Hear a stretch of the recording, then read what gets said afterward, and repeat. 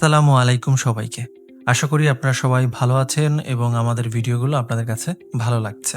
এই ভিডিওতে আমরা জানব মেনু বার থেকে ইমেজ মেনুতে কি অপশন আছে এবং সেগুলো দিয়ে কি কাজ করা যায়।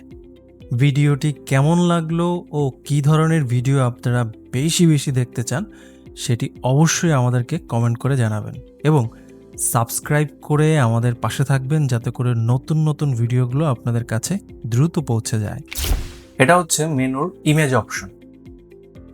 মেনুর ইমেজ অপশনে আরও মজার বেশ কিছু জিনিসপত্র আছে, যেমন ধরেন মোডে চাইলে আমরা যেমন 8GB কালারটা নিয়ে কাজ করছি, তো আপনি চাইলে এখানে CMYK কালার নিয়ে নিতে পারবেন, ল্যাব কালার নিয়ে নিতে পারবেন। অর্থাৎ আপনি একটা ডকুমেন্ট নেওয়ার পরে আপনি চাইলে এটার কালার মোডগুলো চেঞ্জ করে নিতে পারবেন। তারপরে আছে অ্যাডজাস্ট আপনি যেটা পারবেন, আপনি চাইলে এখানে ব্রাইটনেস কন্ট্রোল করতে পারবেন, কন্ট্রাস্ট করতে পারবেন, level, curve, exposure, vibrance, hue and saturation, colour balance ইত্যাদি আপনি কাজগুলো করতে পারবেন। যেমন ধরেন এখানে আমি এটা ক্লিক করলাম, দেখুন আমার কাছে ব্রাইটনেসের একটা বক্স চলে আসছে। আমি চাইলে এখানে ইচ্ছে মতো কন্ট্রাস্ট বাড়িয়ে আমি কালার ব্যালেন্স, ব্রাইটনেস ব্যালেন্সটা আমি করতে পারবো। তো আপনি চাইলে এরকমভাবে ইমেজ থেকেও এটার ব্যালেন্স করতে পারবেন। আপনি চাইলে এখানে বেশ কিছু অটো অপশন আছে, অটো টোন আছে, এটার টোনটা অটোমেটিকলি ভাবে চেঞ্জ হয়ে যাবে। তারপর হচ্ছে আপনার অটো কালার চাইলে আপনি অটো কালারটাও করতে পারবেন আপনার ইচ্ছে মতো। যদি আপনি চান অটো দিয়ে আপনার কাজ হচ্ছে তাহলে আপনি কাজ করতে পারবেন, আর যখন আপনি দেখবেন অটো দিয়ে আপনার কাজটা হচ্ছে না, তখন অবশ্যই আপনি অটো দিয়ে কাজ করতে পারবেন, আপনাকে ম্যানুয়ালি তখন চেঞ্জ করতে হতে পারে। তো এরপরে আছে ইমেজ সাইজ।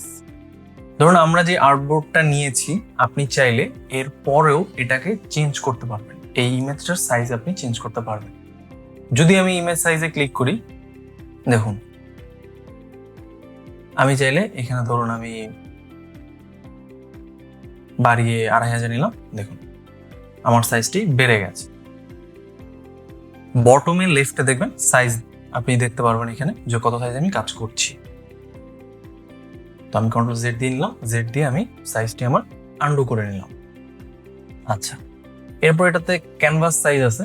আপনি চাইলে ধরুন আপনার এর আগে যেমন ইমেজ সাইজটা আমি দেখাইলাম, এটাতে হচ্ছে আপনার ইমেজ ক্যানভাস দুইটাই বেড়ে যাচ্ছে। ইমেজ আর ক্যানভাসের মধ্যে তফাৎটা হচ্ছে ইমেজ আপনি যেটা দেখছেন, আর ক্যানভাস হচ্ছে যেটার উপর আপনি কাজ করতেছেন। এখন আমি ক্যানভাস সাইজটা বাড়াবো। ধরুন আমি এখানে এটা দিয়ে দিলাম 2500, এটা দিয়ে দিলাম আমি 1500। দেখুন আমার আর্টবোর্ডটা বেড়ে গেছে কিন্তু আমার ইমেজটি বড় হয়নি। তো আমার এই জায়গাটা হচ্ছে, এই পুরোটা হচ্ছে আমার আর্টবোর্ড, আর এর মাঝখানে যা কিছু থাকবে, এটার উপরে যা কিছু থাকবে সেটা হচ্ছে ইমেজ। কন্ট্রোল Z দিয়ে আমি আন্ডু করে নিলাম। এরপর হচ্ছে ক্রপ। আপনি চাইলে এখানে ম্যানুয়ালি ক্রপ করতে পারবেন। আমাদের অপশনটি দেখাচ্ছে না, ওকে, অপশনটি ওপেন হচ্ছে না, তো এই পিকচারটার এই ফাংশনটি নেই, এই কারণে এটা ওপেন হচ্ছে না। আচ্ছা, এখন আপনাদেরকে দেখাবো ট্রিম। ধরুন আমি কোনো একটা ইমেজের ব্যাকগ্রাউন্ড আমি ইরেজ করলাম, অথবা ধরুন আমি আমি চাচ্ছি শুধুমাত্র আমার এই টেক্সটটা হচ্ছে এক্সপোর্ট করব। এখন আমি যদি এক্সপোর্ট করতে যাই, নর্মালি আমার পুরো আর্টবোর্ডটা জুড়ে এক্সপোর্ট হবে, কিন্তু আমার পুরো আর্টবোর্ডটা দরকার নেই, আমার শুধুমাত্র এই টেক্সটটাই দরকার। সেক্ষেত্রে আমি কি করব? সেক্ষেত্রে আপনি ওই লেয়ারটা সিলেক্ট করে ইমেজে যে আপনি ট্রিমে ক্লিক করবেন। ট্রিমে ক্লিক করার পর আপনাকে জিজ্ঞাসা করবে কিভাবে আপনি এটাকে ট্রিম করতে যাচ্ছেন। তো আপনি এখানে ট্রান্সপারেন্ট পিক্সেলটি দিয়ে দিবেন, দিয়ে ওকে চাপ দিবেন। দেখবেন খুব সুন্দর করে আমার টেক্সটটা যতটুখানি পিক্সেলের উপর ছিল ঠিক ততখানি পিক্সেলই আমার সিলেক্ট হয়ে থাকবে। দেখুন আমার আর্টবোর্ডের মধ্যে যতখানি জায়গা বাংলাদেশ জুড়ে ছিল ততটুকু জায়গায় সিলেক্ট হয়ে গেছে, কিন্তু আমার রেজলিউশন কিন্তু কমেনি। তো আমরা চাইলে এইভাবে ইমেজটাকে ট্রিম করতে পারবো। আচ্ছা, এরপরে চাইলে ডুপ্লিকেট আছে। আপনি চাইলে এই আর্টবোর্ডটাই ডুপ্লিকেট করতে পারবেন। কিভাবে? সিম্পল একটা ক্লিকে আপনাকে জিজ্ঞাসা করবেন আপনি কি নেমে সেভ করতে চান, তারপরে ওকে দিয়ে দিবেন। আমি এখানে র্যান্ডম 2 দিয়ে দিলাম, দিয়ে আমি ওকে দিলাম। দেখুন আমার নতুন আরেকটি ট্যাব ওপেন হয়ে গেছে। এখন কিন্তু আমার একটা ট্যাব নিয়ে আমার 2টা ট্যাব। ওকে, বাকি সব জিনিসপত্রগুলো আপনার লাগবে না। নর্মালি আমাদের কাজের ক্ষেত্রে এগুলো লাগে না।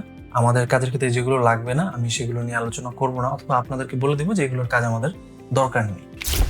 ভিডিওটি কেমন লাগলো ও কী ধরনের ভিডিও আপনারা বেশি বেশি দেখতে চান সেটি অবশ্যই আমাদেরকে কমেন্ট করে জানাবেন, এবং সাবস্ক্রাইব করে আমাদের পাশে থাকবেন যাতে করে নতুন নতুন ভিডিওগুলো আপনাদের কাছে দ্রুত পৌঁছে যায়।